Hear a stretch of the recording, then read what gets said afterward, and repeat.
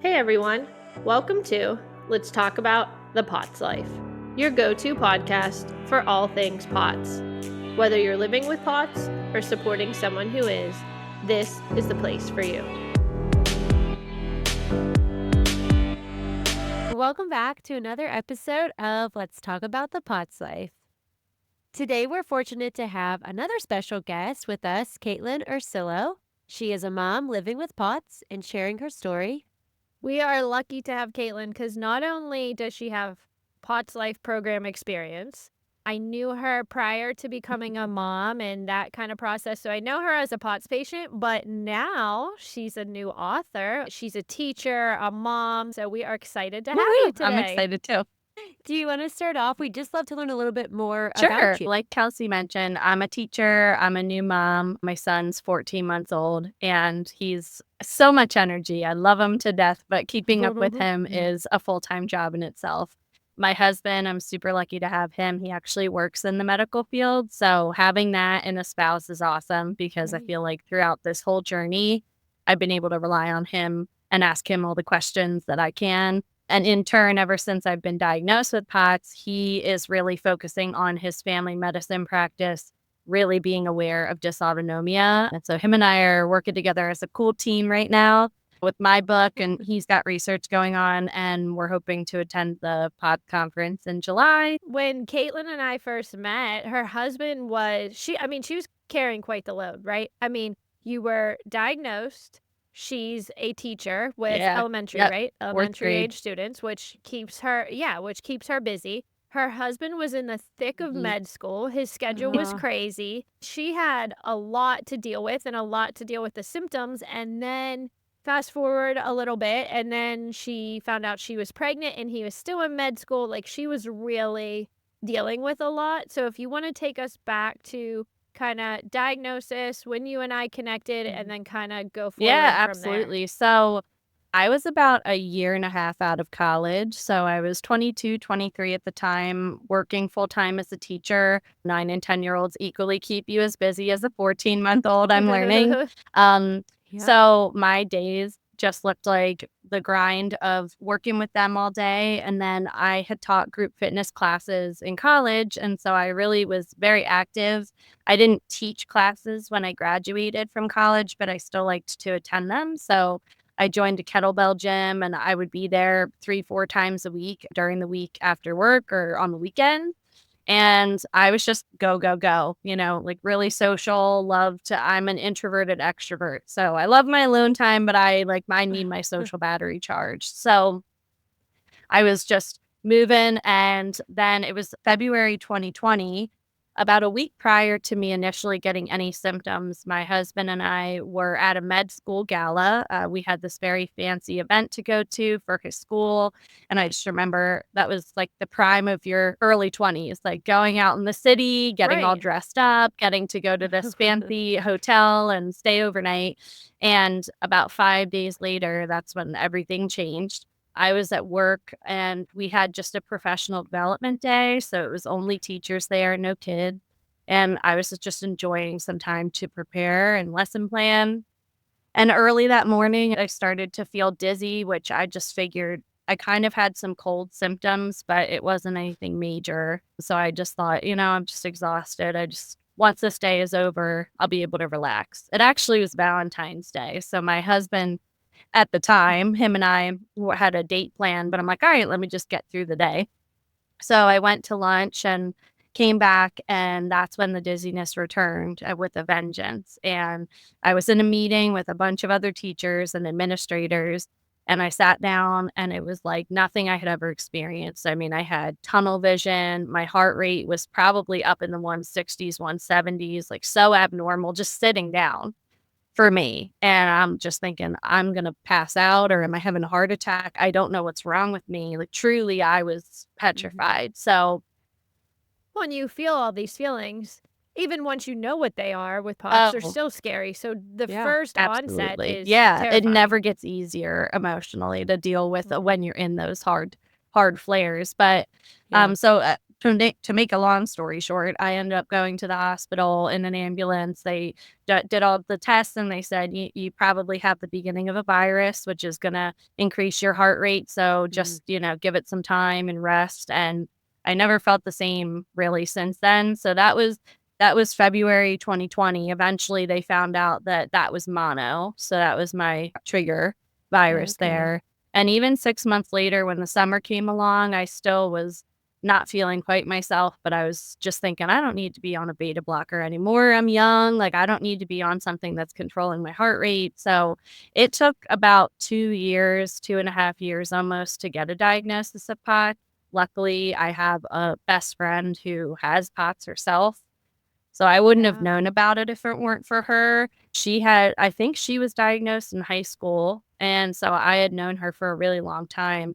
And after 2 years plus of my symptoms, where I would go in waves of feeling mostly myself, to any illness, any minor thing could trigger these symptoms to flare up again, she would always tell me, Kate, this is not normal. You have to look into what this is. And so she finally said, I really think you should give this a shot and look into POTS because it sounds exactly like it. Me not knowing anything about it. I mean, I knew that's like, I feel like a bad friend, right? It's like I knew she was sick, but I didn't know what it looked like. Like I thought I was being supportive, but truly you don't get it until you're living it. No, because I think, we all try and it's nobody's fault. We're all trying to come from a good place, but until you feel what those feelings are, that's very difficult. Absolutely. So she had given me some information of doctors that she saw, but before I ever saw, I had seen cardiologists early on in getting sick and them just saying it was a virus. But I decided to do a version of the standing tilt table test, like at your house, whatever. It's a poor man's tilt table test. Yep. Poor man's tilt. And Yep. I think it was something like my resting heart rate was in the 80s, and then it was something like 60 beats per minute more and sustained. And I'm like, oh wow, okay, she's really on to something.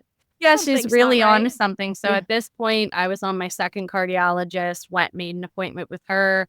And I asked her, I said, I want to be tested for POTS. I think this is what I have. And she totally did not believe it. She scoffed and just thought, no, this is just another Dr. Google patient who thinks she knows everything. And I'm like, no, I promise you, like, I know my body. So she did a standing test in the office, same thing. And she got quiet really quick. She was like, okay, all right, this is what it is. Maybe you're right. But then when I got diagnosed, it was just really compression socks, salt, fluid, exercise. And here I'll give you the name of this one doctor in the city. I live outside of Philadelphia. So, go see this person, but nothing else. So I just was like, okay. So I spent a whole year figuring out what to do to manage my symptoms. And that's when I started joining Facebook groups for POTS and trying to find the support groups online. And I know I had seen Kelsey's story early on, but I just don't think, like, when I saw the video or the article or whatever it was I had seen, I was like, oh, wow, like, that's really inspiring. But I didn't put two and two together. You should be looking into this. Like, hello. So it was about a year after I was fully diagnosed that I found Kelsey again. And I was like, okay, this definitely seems like something I need to look into. And I remember, like, early on, I mean, just the idea of the 8-minute exercise on the bike or like laying down. And I'm thinking, I used to be able to lift weights. Like, in a way, I was like, this feels so, not that you made me feel this way, but for me, I'm like, this makes me feel so humiliated that I can't even lay on the floor. It's so sad because I've said this, I don't know, a lot lately because we just had somebody join us that does CrossFit on the app and things like that. And I say, and I mean this in the most loving way, I almost like break your spirits, I think, because, and it happened to me, so it's not anything that, we don't all experience, but you think all these things, right? Like I was trying to do HIIT, the girl this morning was CrossFit, all these things. I had somebody say last week, I don't understand because I can do it, but then I feel terrible. And I'm like, that 100% there is like the bad, mean part of POTS. You can do it, but then you feel horrible. And then it's so, I don't know. It's so sad, I guess, in a way that when I pull it back and I'm like, okay, we're going to start with these very slow exercises. And then you see your legs shake and it's nothing crazy. And you're not frail, but you're just very debilitated and very weak, even if you were trying to remain Absolutely. active. I mean, and just the shock factor of once I got diagnosed with POTS and I knew that's what it was. I mean, being a teacher, there's an element to it already that's so active. You're on your feet all day long. You're going around and answering a million questions that are all being asked at the same time. But then the special events that come along too, of the field days and the staff student Oh, I'll hockey never games. forget. Yeah, like all that stuff. Yes, you were like, how am I gonna, or a field trip? Was it a field trip that you took the little Yes. walking Yep. thing? I had to bring my Yes. little cane seat, and I was so humiliated. I was like, I don't want to do this. She was, Yeah. yeah. But Yep. no one bat an eye at it. They were just like, okay, yep, she's just sitting down. They didn't say anything or make me feel weird. But yeah, it was just a shock. So in the beginning of working out and doing the physical therapy exercises, I was like, wow, I can't believe that I can't even do this. Like this sucks. Yeah. But It and it su- did. I But mean, it what I does. love about you, Kelsey, is that you get down on our level because you understand it and you're like, look, I know that this sucks. And I've been there. And sometimes, you know, if you're in a flare, it's like it does get bad again, but it's not. If you work yourself past it and you do the right exercises, then you can get yourself in a place where you can get your life back. Yeah, and find that, hopeful ground, because it is hard to remain hopeful and to, I don't know, see that there is Mhm. a light, because it's when you're in those dark days, it's hard to sit in those moments. The last podcast, the psychologist, Dr. Lindsay, was on, and she said something. By the time we were done, I'm like, was this a session for myself? Like, I didn't realize. But she said it's very hard to live with those different Mhm. identities, because who you were pre-POTS, and then I'm not the person, like for you, I'm not the person that's going to take this assistive device to track Mhm. and field day. Or the girl this morning was like, I struggle with that so hard. I had to use a wheelchair in the Mhm. airport. Like mentally, what that is. And you have to live in these different spots and I mean, I don't even know if the word to be okay, but to quote Yeah. unquote be Yeah. okay with that, and you're changing identities, that's a lot. And I think that's where this book will be able to fill in some of that gap, or just to show people you did have all those identities. And Dr. Lindsay said, you get to that point, and I feel like you're there and I would be there, that you're the person who could get sick. Maybe you're not as sick as you were, but you could go backwards, and living in that overwhelming feeling that if you don't do what you're supposed to, where you could Yeah, end and up once again. you realize that it's working for you, you realize how you have to commit. And it doesn't matter where you are, you've got to find a way to make it work. Like I remember texting you from my Disney cruise with a picture of my bike, like because I was in the gym there. I'm Yes. like, I'm doing this, I'm doing this. I'm like, I'm staying committed Yes. because that was right around the time where however many weeks in I was to working with you, I was like, okay, this and like I had changed some medications right before too that I started working with you and I'm like, all right, this seems like the magic combination for me of what's going to let me live my life, but you have to commit otherwise. Yeah. Yeah. You have to. You have to, because those long term, I mean, Britt and I say this all the time, like lifestyle changes. That's what it is. It's not this band-aid that only Mhm. works for so long, and it's not something you can just do for a couple months and woo, Yeah. we took care of you. No, Yeah. unfortunately, no, which can be the overwhelming, I don't know, feeling at time, but I mean, it's just, Yeah, I and don't know. like I said, Yeah. once I think you had mentioned too, when I got to know you so quickly on, after that, it was within months that I got pregnant. So I had to stop medications that were working for me. But the thing that kept Oof, me yeah. grounded was I was like, okay, I know that these exercises and having Kelsey as a resource, I'm like, I know that this is part of the puzzle. And so this will help me be in a better position than I would have been if I didn't have it at all. And then if we fast forward to Mhm. after baby, you had a heck of a time then too, right? Do you want to share Yeah. with them what Yeah, happened absolutely. then? So when my son was born, I had an unplanned C-section. So I don't know if that surgery like had anything to do with the flare or a lot of things seemed to as amazing as he was, my postpartum experience wasn't easy.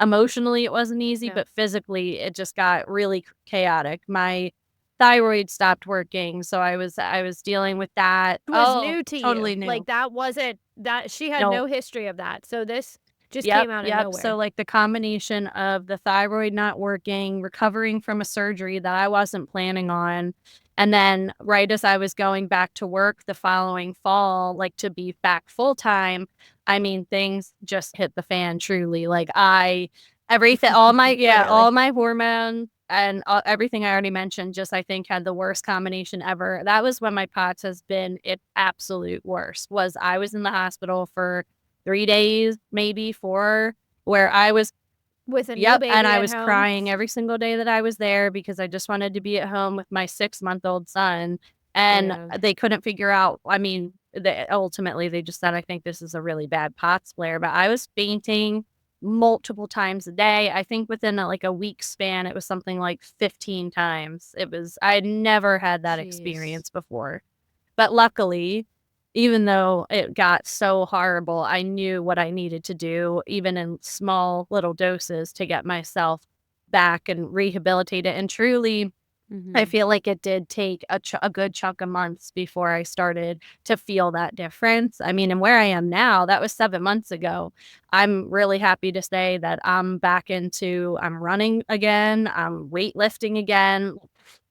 I need you to, like, scream that from the rooftops because that's a question I've been getting. "Do you think I could run again?" I'm like, or they're like, "Do you run?" I'm like, "Well, if I'm being chased, yes, but I can run." So the fact that you enjoy running and you are running, I think everyone should I hear actually feel that. really good doing it too, which is great. But I never thought. I used to run 5Ks before I ever got sick, and I didn't think I'd ever do it again. I love that. Yeah. Pretty awesome.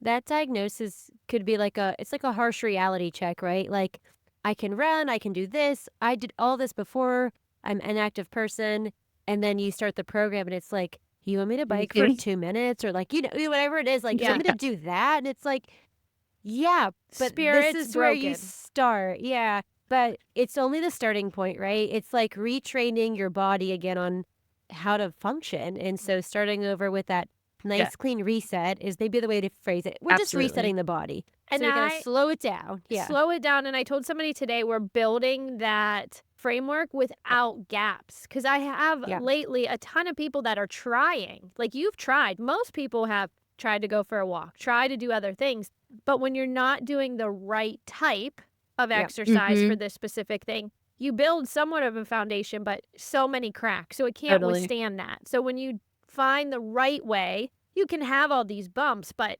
you're resetting it and you're starting to level that out at a solid way instead of having all these cracks. Absolutely. So all of this led you to put pen to paper, or I don't even know if that's the right thing, fingers to keyboard. And you chose to write a book about your experience. Do you want to tell us a little bit about why you chose to write a book? Absolutely. It's called Not My Problem: Life with Chronic Illness, Being Dismissed, and How to Take Back Your Strength. So where the idea really came from was a few years ago when I was newly diagnosed and I was struggling emotionally with, how is this my life? I don't understand how I got here. It feels so out of my control. There was a dysautonomia Instagram group, and I think they have a whole organization too that had a blog, and they were looking for people to write. And I was like, I've always liked writing, so I think this could be a good way for me to get my ideas down. And it actually made me feel a lot better. And that was just a very short piece that I submitted for them. So I think I always knew in the back of my mind that a way that I could process my emotions was to write. And so after my POTS got really bad 7 months ago, the unfortunate part of this experience is that I had some really close connections in my life who told me that I was not their problem to deal with and that I was too much responsibility for them. And while I always have said, and I will say it here, I totally understand the perspective of how scary it is to witness on the outside. I know what it's like to not know exactly how to help, and you don't want to make major decisions for someone medically. While I understand all of that, I think completely withdrawing from someone for a diagnosis that's out of their control, while you could still be there emotionally for them, even if you didn't feel comfortable around me when I was having a flare, which I still think just saying that out loud makes me like, who does crazy. that? Right. Yeah. Right. But it started with, one person, and then there was another person a handful of months later who, for a different reason, said that very same thing. And I'm like, wow, I am so tired of feeling this way. Like, people are treating me like I'm a problem and Like a and a burden. burden, and that is my Yeah. worst fear. And so I did put the keys, a finger to the keys, and so at night I just started with an empty Word document and just started jotting down stories and things that had happened and my feelings about it. And after I wrote so many, I thought, you know what? Actually, I think this could be something that other people would connect with, and that maybe this is the missing Yeah. piece that some people need, is that we know that the physical component to POTS, we're so aware of that, but the mental and emotional burden that you carry because of it and the way that you're made to feel, you are made to feel like a problem, whether it's by doctors or any other connections in your life. And that's so unfortunate. But I think what's so beautiful about what came out of the book is that at the end, there's a whole section that's just a journal, a reflection journal, and it has prompts in it I love that. where people with any chronic illness can write down questions that will ground them in knowing what's true and how strong they are, and that's how they can take back control, is by recognizing their own strength. And by, unfortunately, I've had to let go of some relationships in my life that have made me feel this way. But if that's what's going to be best for me, like, I have to protect my physical health and my mental health too. Well, because if that mental health piece isn't healthy, it translates into the physical health Oh, piece yeah. with POTS more than, any chronic illness, Britt, with Crohn's, and it shows symptoms in different ways. Yep. So how important that is. But it is true. I'm not sure I'm the perfect example in terms of, I didn't tell anybody I had POTS. Yeah. Britt knew. I told about a few people because from the outside, I looked fine, but they didn't see all the ins and outs at home. So you're right. I'm not sure by burying it if that was good. So this journal gives people almost like the strength to be like, okay, maybe they are nervous to share, but then they hear your story and how to advocate. It goes with all of this, how to advocate for themselves to have the confidence. Dr. Lindsay said last time, like, your POTS story is your POTS story to share. So when you're ready, then it can be shared. And I feel like just hearing, I think, just from my experience and us doing the podcast, hearing other stories who are real life humans, it just, I think, I don't know, gives others the confidence or relates to people on such a deeper level. And I know, working with you, Kelsey, I know that we talked a lot just when we would have our sessions together about how if you are stuck in that emotional piece of it, it's so hard to get out of. And we would talk about how we've both been there, but you have to find those ways to take back the control and try to find ways where you will feel empowered in your life. And I think that sharing your story is a great way. And like, hearing that originally a lot of people didn't know that you had POTS, and then to be sitting here talking to you with this podcast and the app and your physical therapy practice and everything you do, it's awesome. So I've definitely been inspired by some great people in my life. It is crazy because I think when you're diagnosed, you're a little bit overwhelmed, or a lot of bit overwhelmed. Like, you're dealing with how you feel. It's hard you're just trying to survive the day. So it's hard to sort through what you're feeling, how you're feeling. Once you can kind of get those physical symptoms somewhat under control, then I think you can switch to a mental health piece and then be like, I have room now in my life, or space in my brain to let that part in and to just share. We had an article come out here locally just this past 2 weeks, and I can't tell you the amount of people in the community, because they see me at soccer, they see me coaching, you would have no idea. And the one mom on our team said, oh, Kelsey, like, she's like, I had tears in my eyes reading it. Like, I had no idea. And I hope from people listening to this and reading your book, like, it's okay to share and it's okay to be vulnerable. And hearing your story, how that happened to you, but how you've overcome that, I just think it'll just give people, like, their power back. I hope. And at first, when I was writing it and it came together, I was a little bit self-conscious about the length of the book because I really felt good about having the 10 chapters in the memoir section, and I'm like, 10 chapters, that doesn't seem like enough. You see all these other people out there who have chronic illness books, and I'm like, "Oh, maybe I should be writing 300 pages on my life story with this," but the truth is that it's been 5 years, so there's only so much to tell, and there's also I feel like the impact with the stories that I share hopefully reaches a big audience without repeating it because we know there's so many different experiences that can make us feel dismissed and can make us feel like we don't have power. But then I thought once the 100%. idea for the reflection journal came, I'm like, you know what? I get to share my little story and then readers will get to share their own story, whether it's just putting the pen to paper in the book and that's where it stays, or if they do decide to share that with a trusted friend or colleague or a family member, I just think that it does give you that power back. So, and I also thought we're chronic illness spoonies don't have all the energy in the world, So I'm like, a short read hopefully will be just enough to get the message across. Yeah, a short but powerful read, I think. Like, just and being able to relate. If I've learned anything through this app and people making connections, I mean, that is so much more powerful than I think any doctor can speak into you or share. The doctors it's not their fault. They only have so much to give. We can diagnose for the tilt, they can recommend medications, fluids, things like that. But it's stuff once you leave the office that you really need to build around you in those pieces. And you run the Instagram, right?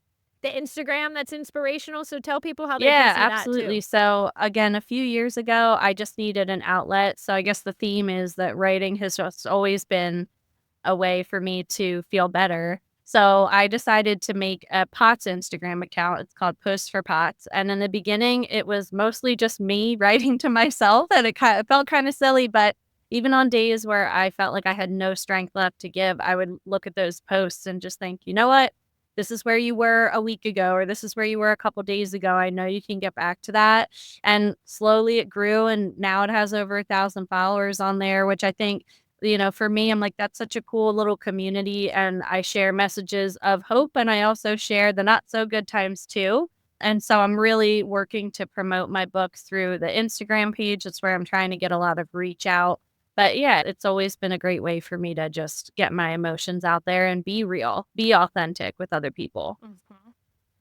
Yeah, to show the good, bad, the ugly, and everything in between. I know the book is close to coming out, so do you want to share some of that, where they'll be able to find it? There's an audio version, what that'll look So like? I wanted to make sure that it was accessible to as many people as possible. So there is an audio version, so that will be available on major platforms where you can find audiobooks like Spotify, Audible, Apple Books, and things like that. There's also going to be 2 versions of the physical book. So there's a hardcover. That one, if you purchase the hardcover, 10% of the profits from every book is going to go to dysautonomia research. And then the paperback book will be available there too. Those will both be through Amazon. But I think the easiest way for people to find it, so it's going to come out June 24th is when it'll be available. I have a website for it, which is linked in my bio of the Instagram page, but it's called notmyproblembook.com. So everything will be live and ready to go. So you can visit it now, but none of the links will work until June. Oh, I love that. I love me a good audiobook. That's like my new thing now when I travel. I'm like, okay, I think I can love get into audiobooks this. too. Yeah. Yeah. Yeah, and I think it's cool because, I mean, I'm excited to read it, but also to hear the audio version because just hearing them hear you tell the story, I don't know. I think it just makes it that much more Yeah, I mean, I know impactful. recording the audiobook, I guess I was getting more passionate than I expected. I'm just reading essentially from a script, but as I'm saying it, I'm like, yes, this is a message to other people. But once again, it's a reminder to myself that here's what I've been through and look where I am now. And hopefully the potential just grows from here. Isn't it something too? I think this podcast has done it for myself and talking to other patients, but isn't it something when you look back, because you have it all written down, like, wow, did I live like that? It's sad, inspirational, it's so many emotions, but it is crazy that when you look back, like how you lived. I mean, in the thick of it for you, you were taken by ambulance Multiple times. on more than one occasion from school. So just to reflect back and then read that for other readers to listen to. Oh, I just Thank think you. that's I'm so so cool. excited. And like that you've said it on previous podcasts too, like you never know how sick you truly are until you're looking back at it almost. And I hope I never revisit those depths, but I do know, have the right? right tools and the right people and the right resources now that I know how to work my way out of it. Yeah. Yeah. What is some advice that you would share for those that are just being diagnosed with POTS? Where you're sitting Yeah. now? I mean, I think I would just tell them that you're not alone. And, you know, there are so many resources out there. So never give up the fight for yourself, because I've said it before, you're the greatest project that you're ever going to work on. So you can't give up on yourself. So even if that is the hard work of scrolling endlessly for hours, like in the middle of the night or early mornings, trying to find resources, like that's how I stumbled upon Kelsey. And it's like, look where we are a couple of years later. But I just think don't give up hope. You are definitely not alone. And, you know, I'm hoping that with this book, if you want to share your story with anyone, my DMs will always be open to. Like, I think that would be so cool for people to reach out and just share what they're experiencing, even if it's just right in the beginning. Oh, I love that. Because it is. Look where you came from. And she's a perfect example of, you know, it was bad. It was ugly. It was really bad at times. And then it got a little bit better and then it got really bad again. But she has the tools, and look at where she is now, running, weightlifting, keeping up with her son, living a whole different life. She got her life back. And now not only, this is why I just love her. Not only is she getting her life back and sharing that, but she is sharing her experience to help others get her life back. So I just think that in itself is so powerful. You. Like I said, I learned from the best. Oh, it's just so exciting. Like, look where you are now. Oh, Yeah, makes me so I know, happy. me too. And you can find her on Instagram at Post for Pots, right? Yep. That's your tag there. And don't forget to check out that notmyproblembook.com so that you can be first in line in June when that book is out. Thank you so much. Thank you so much for coming and sharing and being so open, not only just here today, but just with your journey and that book and how many people it's going to be able to reach. And yeah, absolutely. And as always, don't forget to subscribe, like, follow us, all those things, and we'll see you next time. Thanks for listening. See you next time. Bye.